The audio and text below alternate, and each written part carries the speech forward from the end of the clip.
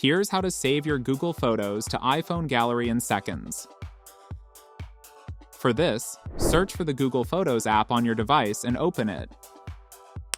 Browse and locate the photo you want to transfer and open it.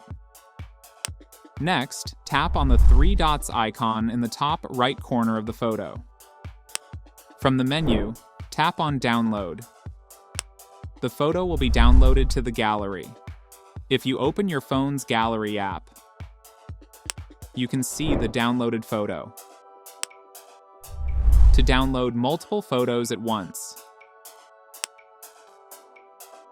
tap and hold on one photo, then select multiple photos by tapping on them.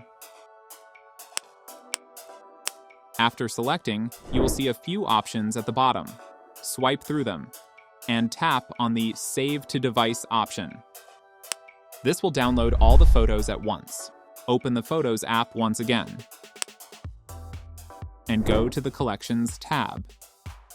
Your photos will now be available in the Recent section. And that's it.